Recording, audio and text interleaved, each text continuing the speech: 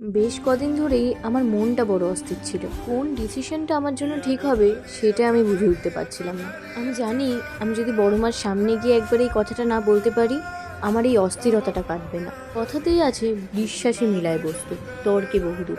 আমি ওনার থেকে কি পেলাম কি না পেলাম সেটা নিয়ে আমি খুব একটা ভাবি না।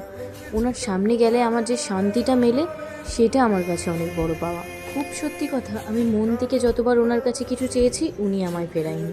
তাই যখন আমার মনের মধ্যে কোনো অস্থিরতা চলে আমি একবার ওনার সামনে দাঁড়িয়ে সব কিছু বলি, অনেকটা হালকা লাগে। আজকে ফাঁকা ছিল বলে আমি ওনাদেরকে বলেই দিয়েছিলাম আজ কিন্তু আমি মন ভরে ফটো ভিডিও তুলবো। এরাও আমায় পারমিশন দিয়েছিল। আমরা বাড়ি ছেড়ে দিয়ে আমরা গেছিলাম আবার একটু বিক্রিতে। সেখানে কিছু খাওয়া দাওয়া করে বেশ খানিকক্ষণ টাইম কাটিয়েছিলাম। তখনই আমি বড় মার কাছে পুজো দিই। আমার মনে যে একটা কি শান্তি মেলে, মন ভরে ওনার মুখটা যদি আমি একটু ভালো করে দেখি তাহলেই যেন আমার মনে হয় সমস্ত অস্থিরতা কেটে গেছে। তারপর বাড়ি ফিরেছিলাম।